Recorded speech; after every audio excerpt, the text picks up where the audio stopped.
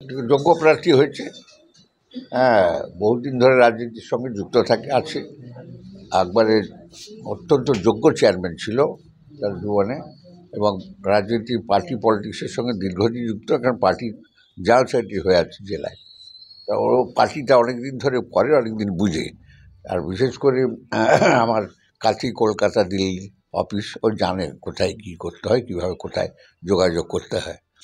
নতুন লোক একটা পার্লামেন্টে পৌঁছে দরজা চিনতে 10 বছর লাগে, ওর কাছে 10 দিন 10 মিনিটও লাগবে না। সবটাই বুঝে জানে, অভিজ্ঞতা আছে, হাতির সমস্যা জানে, জেলার সমস্যা জানে, বাংলার সমস্যা জানে। খুব ভালো ভালো প্রার্থী হয়েছে, ভালো হবে। হাতের তালুর মতো চেনেন মানুষজনকে এলাকার। আপনি সাংসদ দীর্ঘদিনের বর্ষিয়ান নেতৃত্ব। হ্যাঁ, তৃণমূলে আমি কি গাড়ি ধুইব নাকি? হ্যাঁ, আমি তো অনেক বেশি কাজ করব। আমি যেতে হবে, আমাকে সব জায়গায় যাবো এবং বলবো যোগ্য প্রার্থী। এবং এত বেশি অত্যাচার করেছে ওর উপরে, ওই রকম পশ্চিমবাংলার বহু ছেলের ভবিষ্যৎ নষ্ট করার জন্য আমাদের বাংলার মুখ্যমন্ত্রী করেছেন চেষ্টা। তার যে চলার স্টাইল, বিশেষ করে নাম বলতে চাই না, খুব কষ্ট পাবে সব, বয়স অনেক ছোটো, সেসব লোক ক্ষমতা পেয়ে গেছে বলে যা করেছে।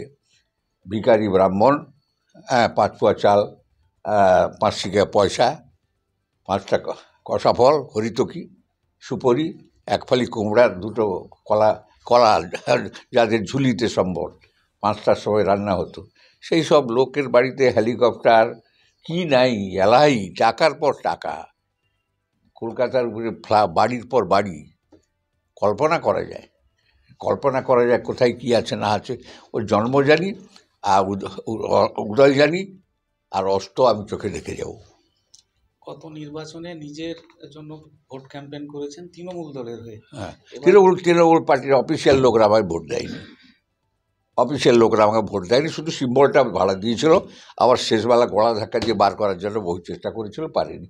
স্পিকারের কাছে আছে এখন, দণ্ড কবে কী হবে জানি না, আমার মৃত্যুর পরে হয়তো দণ্ড হবে, আমি জানি না। তা আমি বলি, তৃণমূলের অফিসিয়াল লোক আমাকে ভোট দেয়নি। কার টেলিফোন থেকে সকালবেলা আমি মারা গেছি, হায়দ্রাবাদ চলে গেছি, কে সে লোক? আমি জানি না কে বেঁচে আছে না আছে, কার যুক্তিতে এসব হয়েছিল আমি জানি না, কে টাকা দিয়েছিল আমি জানি না, আমার বিরুদ্ধে যারা দাঁড়িয়েছিলেন তাদের প্রত্যেককে টাকা দিয়েছিল না, কে দিয়েছিল সব জানি আমি। ছেলে বিজেপির প্রার্থী, এটা গর্বের ব্যাপার, আমাদের পরিবারে গর্বের ব্যাপার। ডেফিনেটলি অনেক ভালো প্রার্থী হবে, অনেক ভালো জানে। কতটা সময় দেবেন বিজেপির হয়ে?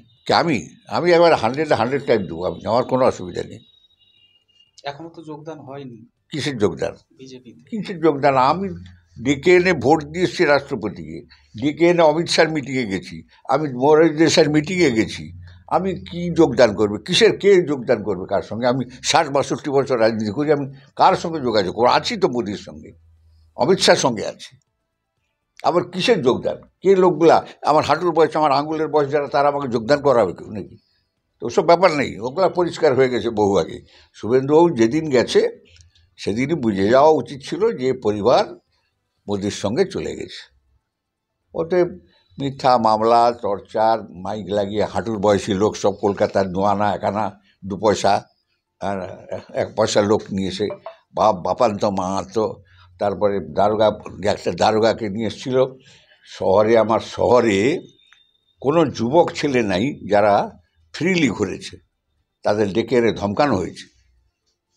তৃণমূল করছো, বিজেপি করছো, দেখে নিব, এবার হাড় চামড়া আলাদা হয়ে যাবে। একজন তৃণমূল নেতৃত্ব বাড়ির সামনে এসে মাইকের চোং লাগিয়ে অনেক কটু কথা বলেছিল বলে অভিযোগ উঠেছিল। আমরা কিছু বলি, এখন বিষদগার তৃণমূলের সুদীপ বন্দ্যোপাধ্যায়ের নামে হে ভগবান, এইসব নাম না বলাই ভালো। এসব কে কোথায় আছে, এদের অবস্থা সব জানি, এদের হাঁটির খবর জানি। আমি এসব কারো বিরুদ্ধে কিচ্ছু বলতে পারবো না ব্যক্তিগতভাবে, তবে আমি যারা অন্যায় করেছে তাদের বিরুদ্ধে 100 বার বলবো। কিছুই ছিল না যাদের। হ্যাঁ, তৃণমূলের বিরুদ্ধে কি জানবেন? কিছু জানি নাই। আমাদের কন্ট্রিবিউশন, আমাদের পরিবারের কন্ট্রিবিউশন, আমাদের কন্ট্রিবিউশন। এখন সমস্যা বাংলার সমস্যা।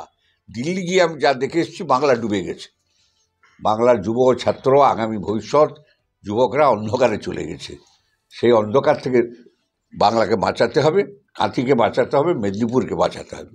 করব।